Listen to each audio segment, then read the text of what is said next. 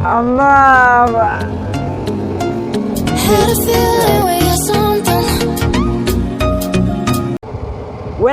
back to my YouTube channel. Hello বন্ধুসকল, আপোনাৰ খবৰ ভালনে? আমাৰ বাৰু ভালেই দিয়া। আজি আমি গৈ আছিলোঁ বলিয়াঘাট। আমি বলিয়াঘাটৰ পৰা আহি আছোঁ। এইডোখৰ হাতীগুলি বুলি কয়, আপোনালোকে দেখিছে চাগে আগত এইডোখৰ হাতীগুলি। আমি ইয়াৰ বেকগ্ৰাউণ্ডটো দেখাব বিচাৰিম যে ইয়াৰ কিমান দূৰ গতিত আমি গৈ আছোঁ। কমেও 56 মানত গৈ আছোঁ। আৰু হ'ব পাৰে মোৰ ভুল হৈ গৈছে মাজে মাজে, কিয়নো ইয়াত বতাহটো বেছি মাৰি আছে। বাইকৰ বতাহৰ পৰা একো শুনি পোৱা নাই।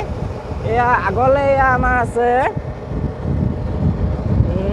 আমাৰ এইটো XFNURUL আৰু আমাৰ ল'ৰা মানে লগৰ হয়। এয়া আমি অলপ আগত গৈ এখন দলং পাম, যিহেতু দলংখন দেখাব গ'লে আপোনালোকক এইয়া অলপ আগত গৈ আপোনালোকে দেখিব দলং। এইখন আমি দলং পামগৈ অকণমান আগত গৈ, যিহেতু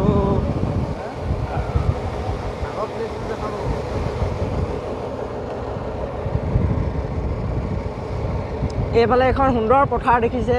এইখন সুন্দৰ পথাৰ, আগত পানী নাছিলে, এতিয়া বৰষুণ দিয়া খাতিকে পানী হৈ গ'ল। বেছি পানী নাই হোৱা, তেওঁ মানে মাছ পুঠি ওলাব পাৰে। আৰু এইখনে হৈছে আমাৰ সেই দলংখন, যিখন দলঙত আমি অহা যোৱা কৰোঁ। আৰু আমাৰ এইফালে জীৱ জন্তু বেছি, মানে বিশেষকৈ গৰু ইয়াৰ ৰাস্তা পথত ঢেৰ গৰু দেখিছে। কিছুমান জেগাত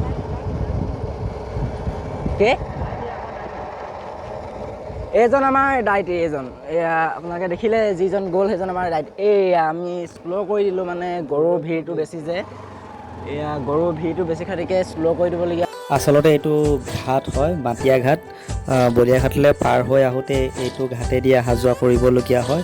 সৰু দুখন নাও জোৰা কৰি পিনি মানে এখন ডাঙৰ নাও বনাইছে।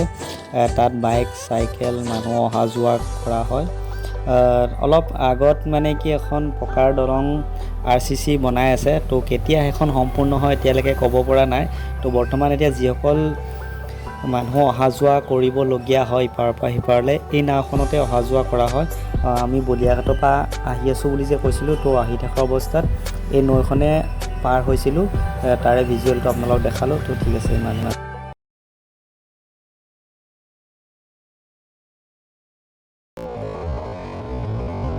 Hello বন্ধুসকল, আমাৰ